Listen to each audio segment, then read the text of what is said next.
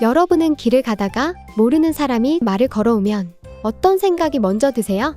보통은 길을 물어보는가 보다 쉽거나 도움이 필요한 건가 하는 생각을 가질 거예요. 물론 상대가 매력적인 이성이라면 설마 나한테 관심이?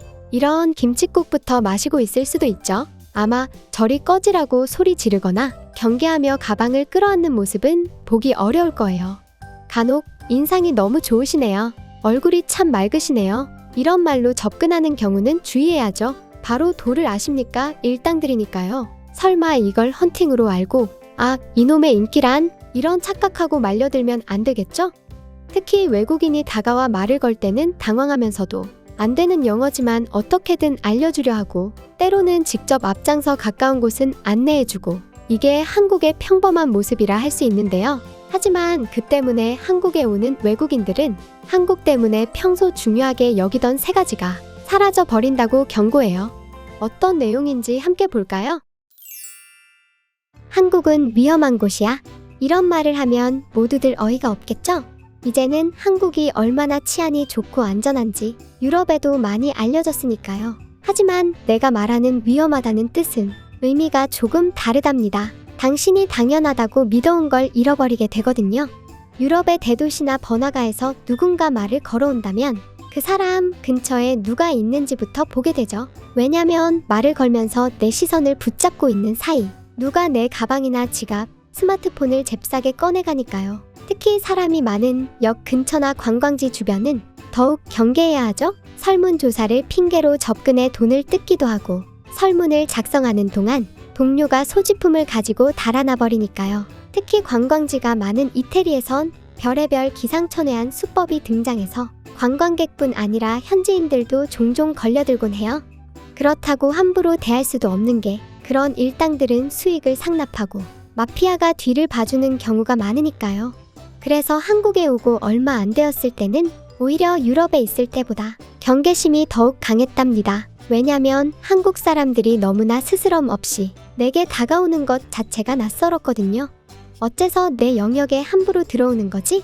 너무 거리감이 없잖아? 왜 내 사생활에 대해 알고 싶어 하지?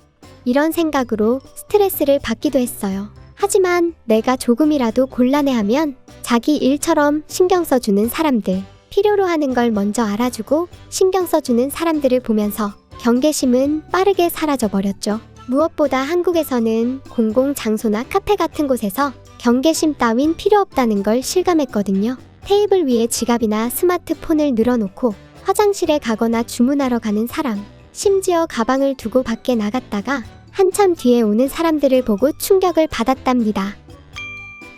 이건 단순히 법을 잘 지키는 것과 다른 것 같아요. 사람과 사람끼리의 신뢰. 한국에선 누구도 그런 짓은 하지 않는다. 이런 믿음이 자리 잡고 있다고 생각해요. 한국에서 지내다 보니 내 것이 아닌데 왜 가져가? 이런 생각이 지극히 정상이란 걸 새삼 깨달았어요. 어째서 유럽에 있을 때는 경계하고 의심하는 것이 당연하고 도둑질 당한 사람이 바보라는 생각을 했을까요? 덕분에 시간이 지날수록 사람을 불필요하게 경계하지 않게 되었고 호의를 그대로 받아들일 수 있었어요. 그리고 나도 한국 사람들처럼 거리감 없이 스스로 다가가는데 익숙하게 되었죠. 하지만 한국에 평생 살지 않는다면 그게 위험한 거라고요. 휴가를 맞아 잠시 이태리에 돌아갔을 때 난 몇 번이나 낭패를 겪었답니다. 경계심도 없이 스마트폰을 테이블에 내려놓은 사이 순식간에 사라져 버렸으니까요. 폰을 함부로 손에 들고 다니거나 어디에 올려놓는 것. 유럽 대부분 도시에서 그런 짓은 잃어버려도 할 말이 없다는 소리를 듣거든요. 게다가 며칠 만에 비슷하게 노트북 컴퓨터를 잃어버렸죠. 만약 이런 일이 한국에서 벌어진다면 가져간 사람을 욕하고 비난하겠지만 프랑스나 이태리라면 부주의하다면서 내가 책망을 듣는 게 당연하거든요. 그리고 한국에 온 뒤로는 열쇠가 얼마나 중요한 존재인지도 잊어버렸죠. 한국 사무실은 안면 인식으로 출입할 수 있고 렌트한 집에는 도어락이 설치되어 있으니까 열쇠란 걸 쓸 일이 없어졌어요. 유럽에선 대부분 지금도 하나의 열쇠로 현관문과 방문을 모두 열 수 있는 마스터키 방식의 열쇠를 사용하죠. 그래서 잃어버리면 정말 골치가 아프답니다.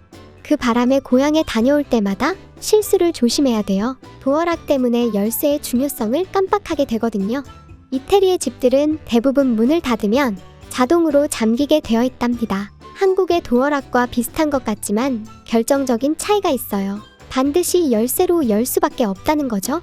열쇠공을 부르면 바로 오지도 않고 출장비는 운 나쁘면 수십만 원이 들어요. 그래서 사다리를 타고 창문을 깬 다음 들어가야 할 때도 있다니까요. 또 하나 한국에서 잃어버린 것은 인내심일 거예요. 불필요하게 기다려야 한다는 자체를 시간이 아깝다고 느끼게 되었죠. 유럽에선 대부분의 기다림을 인내심이라고 하지 않아요. 병원, 관공서, 은행 등 모든 곳에서 업무 처리에 몇 주씩 걸린다는 사실에 익숙하니까요. 아파도 참고 기다릴 수밖에 없는 게 일상이죠. 유럽 대부분 나라에선 긴급 상황이 아니면 입원을 하기 어려우니까요. 동네에 있는 주치의의 처방이 없으면 상급 병원의 진료를 받을 수도 없어요. 그리고 한국에 있다 보니 아무것도 안 하고 보내는 시간을 아까워하게 되었어요. 지하철로 이동할 때나 잠시 비는 시간이 생길 때마다 뭔가를 하고 있는 나를 발견하게 되죠. 그리고 나도 어느새 자판기에 동전을 넣고 컵이 나오는데 손을 넣거나 사발면에 뜨거운 물을 붓자마자 언제 있나 뚜껑을 열어보고 있더라니까요. 마치 한국 사람들처럼요. 한국 사람들은 빨리빨리 같은 시간도 더 쓰려고 하죠. 입으로는 피곤하다고 하면서 그날 밤 늦게까지 놀고 또 아침에 출근하는 시간에도 뭔가를 하고 있으니까요. 그러다 보니 휴가 때 고향으로 돌아가면 끊임없이 뭔가 하고 있는 내가 있어요. 유럽에서는 가장 성격 급하다는 이태리 사람이지만 한국에 다녀오고 나면 주변 사람들이 미련하고 느려터진 것 같다니까요. 그래서 친구들과 부모님은 질린 표정을 해요. 이렇게 한국에 살면 중요한 것을 잃어버리지만 다시 예전으로 돌아가고 싶지는 않네요. 모르는 사람이 다가온다고 의심하고 경계부터 하는 건 불행한 일이고 아픈 것을 참고 병원에 가지 못하는 건 비참하죠. 한국처럼 시간을 충실하게 쓰고 싶어도 주변 환경이 받쳐주지 못하면 불가능하고요. 잊고 있던 삶의 당연한 권리를 한국에 와서 새삼스럽게 알게 된 것이 정말 다행이라고 생각해요. 한국 생활 때문에 잃어버린 것들이 있지만 그게 아깝지는 않다는 이태리 출신 까를라 씨의 경험담이었고요. 이와 비슷하게 한국에 온 후 잃어버리게 된 것들에 대해 SNS에서 자신들의 경험을 공유하는 외국인들이 종종 보이는데요. 재미있는 반응 몇 가지 골라볼게요. 한국에서 몇 달 지내다 온 경험 때문에 난 너무 자주 중요한 것을 잃어버리곤 해요. 누군가 내 물건을 가져갈 거라는 사실 말이죠. 프랑스로 돌아온 지 한 달 만에 스마트폰과 태블릿 PC, 미러리스 카메라와 시계를 도둑 맞았어요. 그리고 한국처럼 훔쳐가는 사람이 나쁜 것이 아니라 프랑스에선 도둑 맞는 사람이 잘못이라는 사실이 떠올랐죠. 다시 예전처럼 경계심과 의심이 필수라는 걸 깨달았어요. 혹시 한국에서 지내다 돌아오는 사람이 있다면 반드시 잊어버리면 안 되는 게 있어. 빈자리를 막거나 줄을 서는데 기다리는 대신 가방이나 스마트폰을 놓고 온다는 미친 생각은 빨리 잊어버려. 세상에서 그런 게 통하는 나라는 한국밖에 없다고. 한국에서 2년간 살다 독일로 돌아오니 모든 것이 슬로우 비디오처럼 느리게 가는 것 같아요. 독일에선 이유 없이 기다려야 하는 일이 너무 많다는 사실에 화가 나고 참을 수 없어요. 대체 한국에서 30분도 안 걸리는 일이 왜 한 달하고도 반이 지나도 해결이 안 되는지 납득할 수가 없어서 주변에 불평을 하죠. 그러면 사람들은 내게 성격이 너무 급해졌다고 오히려 나를 이상하게 생각해서 미치겠어요. 예전엔 대체 이걸 어떻게 참고 살았던 걸까요? 그래요. 다가오는 사람을 무턱대고 의심하고 경계하지 않아도 되는 나라. 도둑질을 하는 사람이 나쁘고 도둑 맞은 사람의 잘못이 아니란 걸 당연하게 여기면서 사는 나라. 우리에겐 너무나 당연하지만 한국을 벗어나면 그런 당연한 일상도 전혀 당연하지 않게 된다는 걸 많은 분들이 아직도 모르고 있네요. 당연한 걸 당연하게 여기며 지낼 수 있는 나라? 여러분이 살고 있는 한국은 그런 나라랍니다. 네, 경계심 없이 의심 안 하고 다니면 큰일 난다. 이건 사실 당연한 내용인데 한국에서 살다 보면 그런 생각을 잊어버릴 때가 많죠. 외국 나가보면 몸으로 깨닫게 되고요. 유럽에서 오래 지내면 인내심이 극한에 달해서 몸에서 살이 나올 정도 됩니다.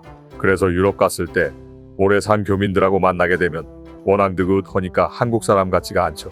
요즘 제가 중국 관련 비판하는 영상 좀 올렸더니 아마도 조선족들, 중국인들이 어딘가 이상한 한글로 네가 외국을 아냐? 외국도 안 나가본 것 같다. 마치 타이슨 보고 복싱 좀 할 줄 아냐? 타이거 우즈 보고 골프 칠 줄은 아냐? 이런 뉘앙스로 한국인인 척 댓글로 욕을 막 달더라고요. 그런데 그 댓글을 다 읽고 나면 중국도 외국이라고 치고 가야 되나요? 돈 퍼준다고 해도 안 갈 거니까 중국인지 중공인지 알 게 뭐냐고요. 그냥 무시하면 그만이지만 구독자 시청자분들을 위해 중국인 퇴치 부적을 영상에 달아놓고 있습니다.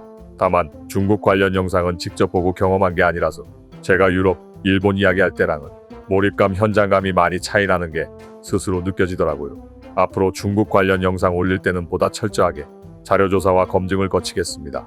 최근 몇 년간 팬데믹 때문에 못 갔던 해외여행을 생각하는 분들 많을 겁니다. 만약 유럽으로 여행을 떠난다면 한국에서처럼 경계심 집에다 두고 다니면 큰일 난다는 것.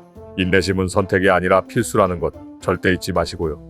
여러분이 경계심 없이 누리고 있는 일상의 수많은 것들이 한국을 벗어나는 순간 절대 당연하지 않게 된다는 말로 오늘 영상을 마무리하겠습니다.